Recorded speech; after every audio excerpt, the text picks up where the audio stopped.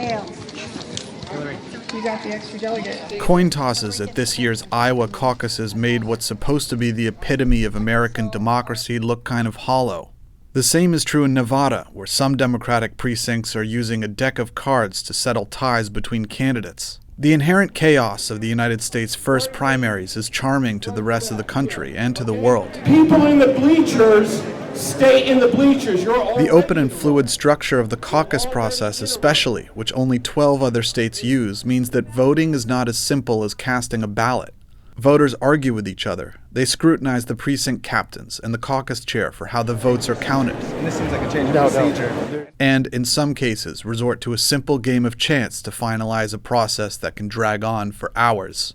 The Real News went to Des Moines, Iowa earlier this month to get a sense of how democratic our system really is. What we found was that Iowans had little to do with the whole process. Sure, they were the actual voters, but how did outside influence and money on this small state which dominates corn and pork production affect the voices of ordinary Iowans?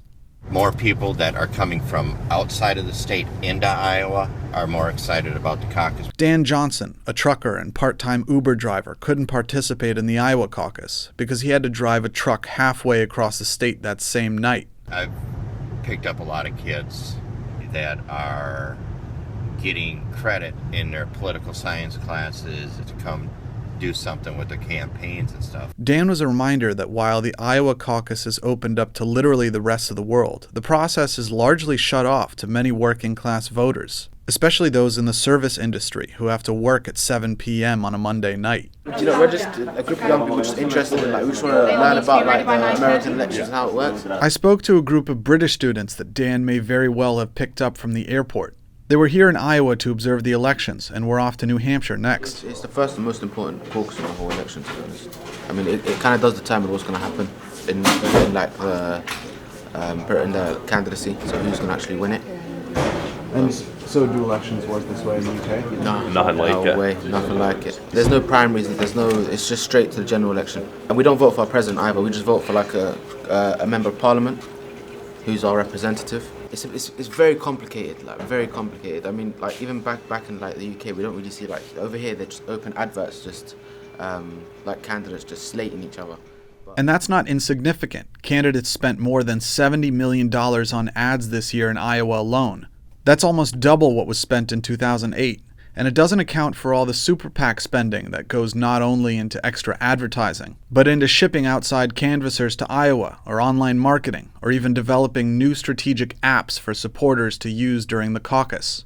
I went to a Ted Cruz rally about an hour outside of Des Moines. I was interested in seeing how rural Iowans could relate to a lawyer who's backed by several billionaires, including the American business magnate Sheldon Adelson. And what did Reagan do in 77, 78, 79? He didn't fly to Washington and sit down with the old bulls and say, come on, guys, you got to stand for something. He knew that was hopeless. They weren't listening. There was nothing you could say that would move them. Instead, what he did is he traveled the country and he built a grassroots tidal wave. It's going to be all right if people making jokes already on the hospital. I wanted to ask Cruz this question about outside influence and whether it didn't stifle the decision-making of regular Iowans. But he wasn't taking media questions. Would I be able to ask him a question? But I've always admired No, you. not at all. He's not doing press. Oh, he's not taking press. He's doing Well, congratulations. tonight. Okay. I wondered if supporters at the rally had anything to say on the question of Cruz and the massive presence of outside influence in the rural state of Iowa. There was a deep disdain of the media, and few people would talk to me. I finally got Dick Hugh, a metal worker, to talk about the issue. We'd be glad to do this all without all the hubbub, I'm sure. But Hugh said there wasn't enough outside influence that it swayed voters. I'm not much into sound bites. I'm not much into campaign stuff because lies are written. People that aren't accountable, PACs and what have you, put out stuff that's not traced. It's not the facts. I'd rather look at what the person stands for as a human being rather than a politician, and Ted has the credentials to be the finest president since Ronald Reagan. It's just that simple. I feel like it's just like a stage. I talked to Jordan Roberts Lewis back in Des Moines about the elections. Presidential candidates are just kind of here to perform for Iowa because we are that, whichever way we wave kind of plays a huge effect on who becomes their president. but I don't really think a lot of the president candidates do what they can to relate to Iowans. Roberts Lewis, who works for a car rental company, says he won't be participating in the caucus process. He sees Iowa as a way for candidates and media to ignite the buzz around 2016 much earlier than necessary. Before people actually started coming here, I hadn't heard a radio advertisement of a candidate probably until last week. It's all timed. They do it a week out, a week or two out before the caucus, and then you'll just hear tons of candidates, radio advertisements, and the thing is before that 2-week mark, you don't hear a thing. Usually it's just kind of all right, caucus is in town, or it's that time of the year, boom, here's your candidate, here's my slogan. To get a sense of who shapes the caucus process, I went to the state capitol to talk to Deputy Secretary of State Michael Ross. I wanted to get a sense of how the state feels about its position in the primaries. First of all, the caucus process is determined by the Republican National Committee and the Democratic National Committee. So they decide the schedules, and then so they have decided to have Iowa first and New Hampshire second. I asked Ross what the caucus meant to Iowans if they didn't control it themselves. So a lot of times people get a chance to sit down with someone early on, share their position on a certain type of legislation, and then a year, 2, 3 years later, all of a sudden that member of Congress or that governor kind of advocates that. But as a reporter in D.C., I've never seen politics work this way. And as for Iowa, I hadn't heard any policy talk.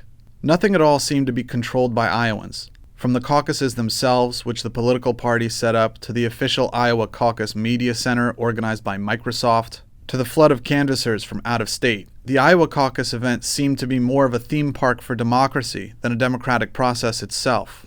On Monday night, I went to see the actual event firsthand at Merrill Middle School, where Democrats were caucusing in the gym and Republicans in the theater. We're just trying to figure out what the best strategy is going to be at this point. I ran into a Spanish journalist that was staying in the same hotel as I was. I mean, you're from Spain. I know that there's a British news channel. There's a Japanese.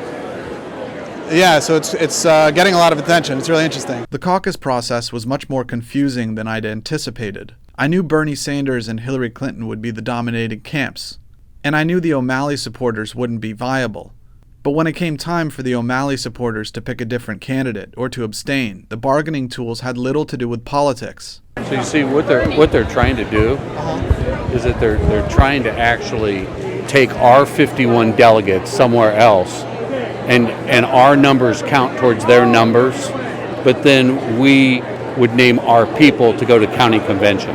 In other words, the Sanders and Clinton camps were promising O'Malley supporters a representative at the state convention in exchange for their support. That way, the O'Malley constituents would at least have a voice when all was said and done, even if they didn't get any delegates. After almost 3 hours, the results were in. Bernie Sanders, 246. Hillary Clinton, 462. I could see why most voters didn't participate in the process. It was a game of strategy. The precinct captains were reporting live results to each campaign office, which in turn were feeding them strategic moves. As statewide results came pouring in, there were reports of voter fraud from the Clinton camp. In precincts with unwieldy crowds like the one I covered at Merrill, many voters left after waiting for so long, nullifying their votes. Iowa later reported that only 15.7% of eligible voters came out to vote Monday night, and yet that number stands as one of the highest turnouts in recent history, just down from the 16.1% turnout in 2008. Those numbers were surprising until I asked this woman back at the hotel whether or not she caucused. I was up for 50 plus hours as of yesterday, around 4:30. Why? Because I have a child, that I work the overnight shift Saturday and Sunday, and then I have a child, so it made it very hard for me to be able to go home and go to sleep. Yesterday, her dad had finally had her, so I was able to go home and go to sleep. That's why I wasn't able to attend it. I'd forgotten that Dan was in the same situation, as were many others I spoke to. Meanwhile, middle-class voters with cars and 9-to-5 jobs had it easy. And out-of-state observers and canvassers seemed to be the most privileged, considering they had the luxury of taking time off from work and flying out to Iowa to cheerlead for their preferred candidate. And that's no small problem. Tens of thousands of people work after dinner, all over the state of Iowa. Maybe it's hundreds of thousands. I mean, capitalism moved off just 9 to 5 hours eons ago. Paul Street is a journalist based in Iowa City, which is an hour and a half away from Des Moines. Street was yet another Iowan who couldn't vote because of his part-time job at a local factory. I spoke to him over Skype about an article he'd written for Counterpunch called "The Iowa Caucus is a Classist and Ageist Farce."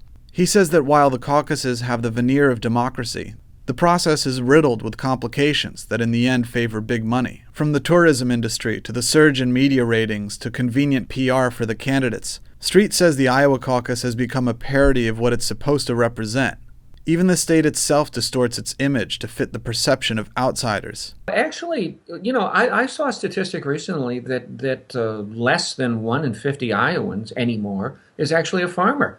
Most of Iowa land is farmland, fence post to fence post with corn and soybean, massive hog operations and so forth, but much of it is corporate.